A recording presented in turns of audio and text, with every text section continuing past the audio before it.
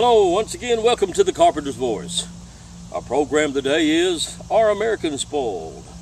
You know, not too long after our president became president of the United States, President Obama, he made a statement in 2009 to one of our foreign leaders. I don't think it was one of our allies. And he said to that leader, Americans are spoiled. Now I thought about that. Now I said, this is a man that we just voted in as president of the United States. The first black man to ever be president of the United States. So it wasn't a racial thing, and we had confidence in. And people said they was ready for change. And a few months after he's president, he tells a foreign leader, Americans are spoiled. The rest of the world is looking at us, and they're listening to our president right after he becomes the president because he has the world attention. And the world says, he just said, Americans are spoiled. Mr. President, I hate to argue with you. Some Americans may be spoiled, and some of the crowd that you hang around may be spoiled, and you may be spoiled as far as I know. But I want to tell you this. When we raise our babies and our grandbabies up, we may say something like this. We're going to spoil them right. Oh, they're spoiled right. But we all know that as kids, we have to grow up, or kids have to grow up, and some have to grow up before their time because of certain situations in their life. Now, as I look at the country, I see we have drug addicts, we have drunks, we have thieves, we have rapists, we have all kinds of people and prostitutes, we have all kinds of people in the world, and a lot of crime, and the prisons are full. But I want to tell you, Mr. President, every country in the world today is that way and has those kind of people. But let me help you focus in on something. I'm not a spoiled American. Matter of fact, I don't take one day of life for granted. I don't take a breath of life for granted. I don't take any food that I eat for granted because I know that there are people starving to death all around the world.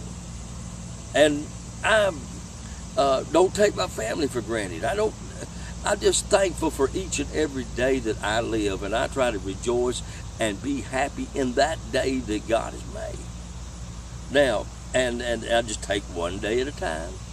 Now, one morning I got up early and I got my white shirt and tie on, and I was going to make a little trip, and I thought, well, I'm out there early, and I felt good about myself. And it was sort of snowing, the wind was blowing, and it was sort of like a blizzard. And I seen this young adult lady out there with she was in her work clothes, and she had 3 kids out by the gas pumps in her car with backpacks. And it was cold, and the wind was blowing, and it was snowing. I thought, my goodness, what's she doing out this early? What was she doing? She was getting up probably about 4:30 every morning.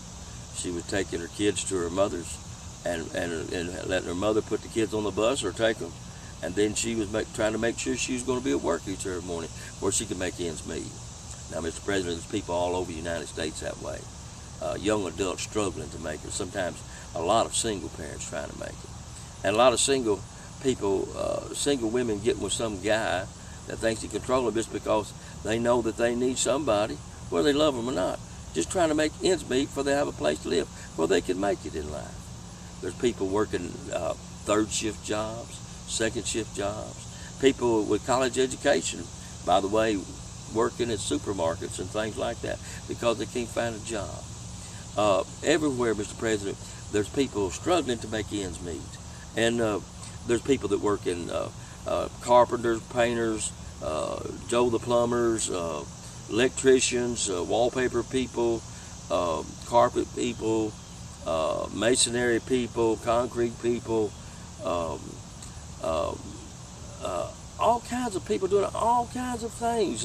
People working at cafeterias and cafes and gas stations and fixing food for people early in the morning, or working all night, or business struggling to make it, small business, big business, rich people struggling to make it. They're trying to make sure people get to work and make sure that they have money for their Social Security and their workman's comp and their city tax and their county tax and their state tax and their inventory tax and the tax.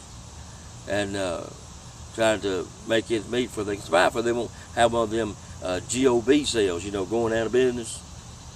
And sometimes they do without itself. I think study proves that a lot of people work and struggle in a business trying to make it 2 or 3 years, don't make hardly anything at all. But they keep having that hope and that dream.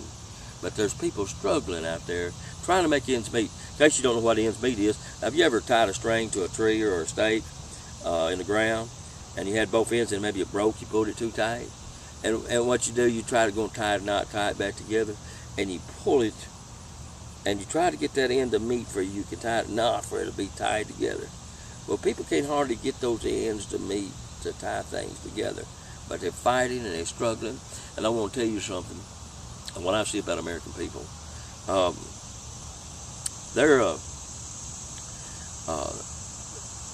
don't care if they're drunks.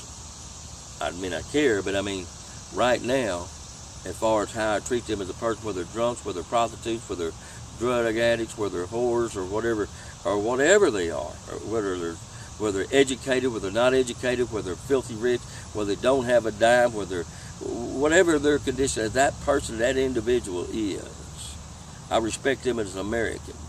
And it's time for Americans to stand up all across America and say, I'm proud to be an American.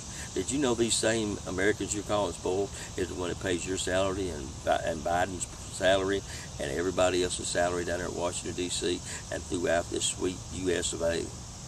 Not only that, pay the food stamps and Social Security checks and crazy checks of all the people in America. Not only that, have money they can contribute to foreign countries in a time of trouble and volcanoes and earthquakes and fires and bombs and support our military and our National Guard. They may be spoiled, but they seem to be a pretty good, hard-working bunch. How about some of you Americans supporting this ministry, this program, and stay with us because we're going to be going somewhere this next year. I'd like for you to be part of it. I'd like you to follow through with it. Thank you. I'm proud to be an American.